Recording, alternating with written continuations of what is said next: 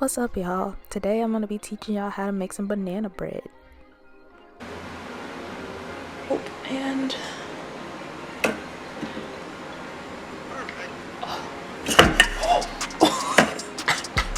Perfect.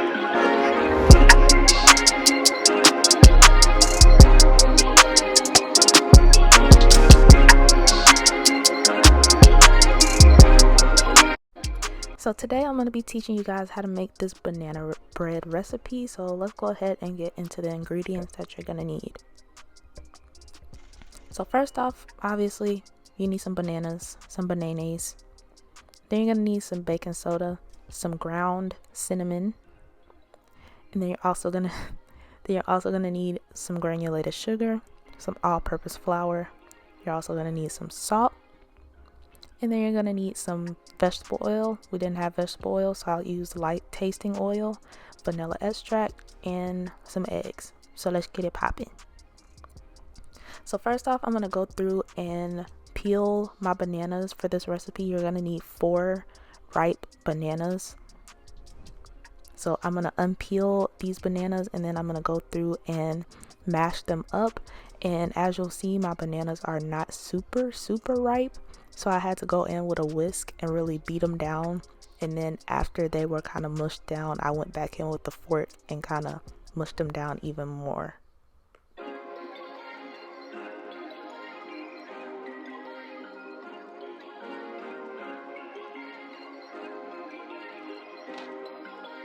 Perfect.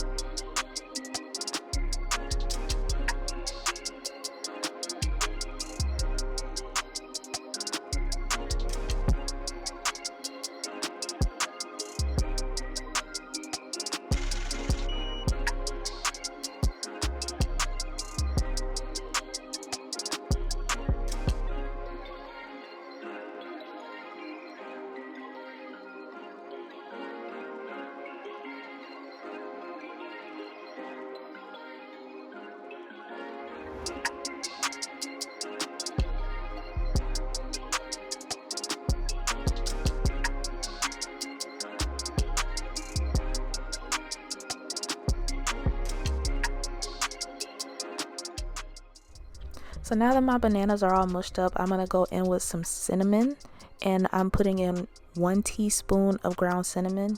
I know it looks like I'm putting in 2 teaspoons, but I didn't have a teaspoon measurement. I just had half a teaspoon, so I'm going in with that. And then I'm also going to go in and put in my salt, and for my salt, I just need half a teaspoon of salt. So I'm going to dump that in there.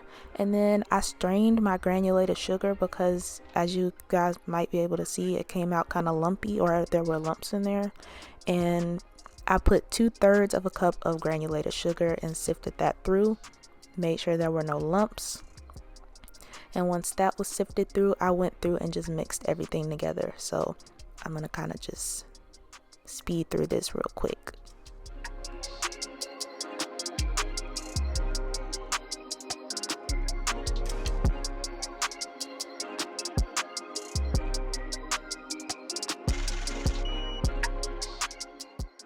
So after I've mixed everything, I'm going to go in and add 1 teaspoon of vanilla extract.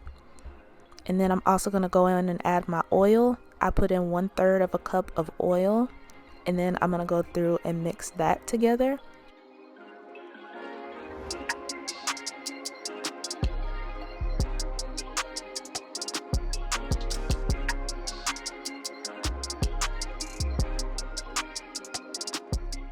Now I'm adding my eggs. For this recipe, I added 2 eggs, and then I went through and just whisked that together again before I added my dry ingredients, which is the next step, I believe. And so after I get my eggs whisked into the batter, I'm gonna sift my dry ingredients through. I'm gonna put in my baking soda first. For the baking soda, I added 1 teaspoon. and we're just sifting that through. We don't want any lumps. We don't want any lumpy bread. That's not cute.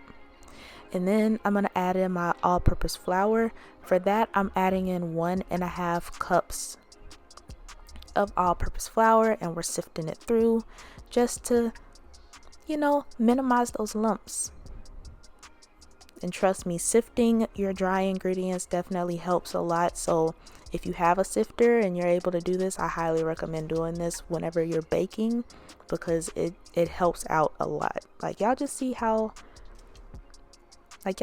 there's no lumps in any of that? So that's what you want. So I'm gonna go ahead and mix all of this together, and I'm gonna just speed through this.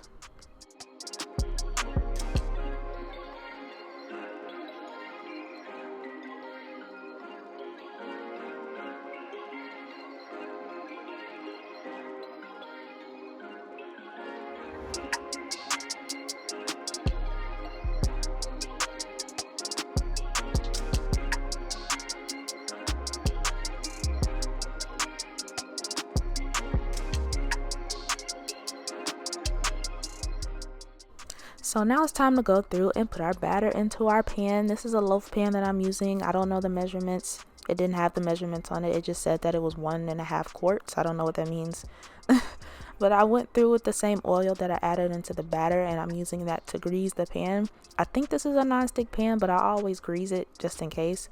So I grease it, I drizzle a little oil in there, and then I spread it with a napkin. The napkin helps to spread the oil and to remove any excess oil at the same time. So that's what I like to do.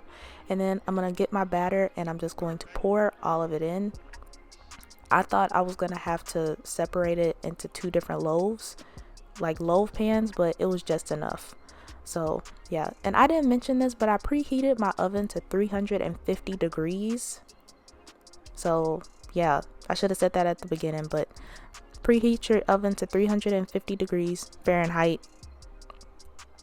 Not sure what that is for Celsius, but for Fahrenheit, that's 350 degrees. And then we're going to go ahead and put that in there with nothing on it. So just like that for 30 minutes. After 30 minutes, we're going to come back and check on the bread. And here we are 30 minutes later. The bread is not done, but I'm just opening the oven, and I'm going to loosely place some foil over this bread loosely. So you don't want to put it on there too tight. You just want to loosely just put the foil on there. I was trying to be careful because I was low-key burning my fingertips a little bit, and that oven mitt is so thin it didn't really help. But I'm gonna loosely put the foil on the bread, and then I'm gonna put it back in there for 20 minutes. You can do 20 to 25, but I think 20 was the perfect amount of time. So in total, 50 minutes to bake this bread.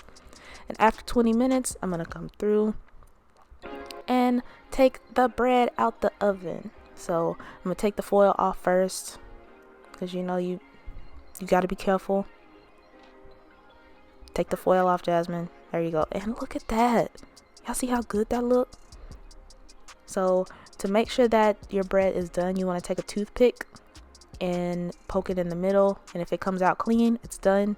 And then you're gonna take it out and let it cool for 15 minutes. Y'all see that?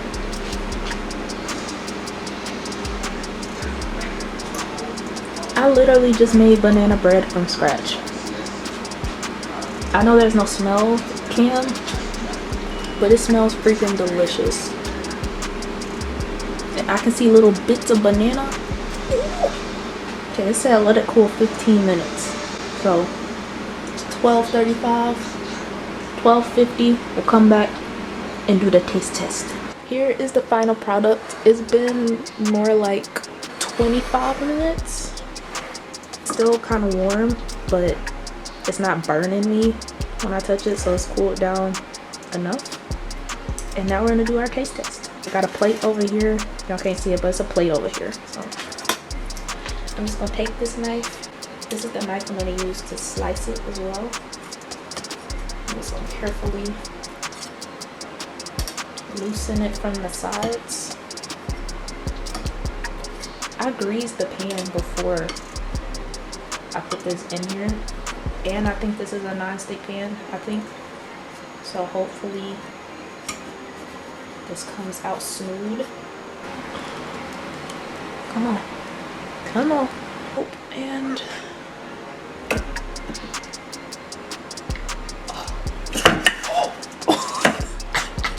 that almost ended up being real bad. About right there. That's about a decent size, alright?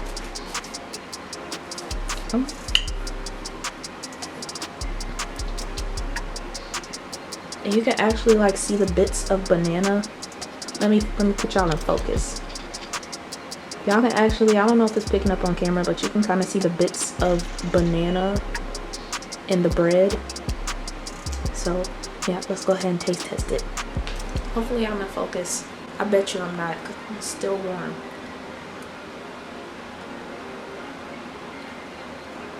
Okay, it's not bad. I'm used to like super sweet things, but this is pretty good. Next time, because we're all about improvement, I'm trying to get my bacon and my cooking skills up. Next time I think I would add like maybe some type of nuts for a little bit more texture, and then some chocolate chips, like semi-sweet chocolate chips, so it's not too sweet, but it's good. It's moist, it's soft, flavorful just enough, and it's really good. I think this is a win for me.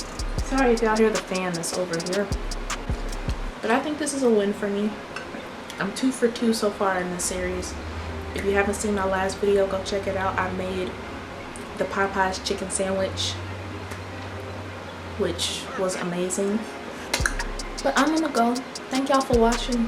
If you like this video, check out my last video, which was I think it was a reaction. I think I reacted to Harry Styles, so check that video out. If you want to check out the other video from this series of me cooking the Popeyes chicken sandwich, check that out too. Thank you. And give this video a thumbs up and subscribe to my channel. And yeah, I will see y'all in my next video.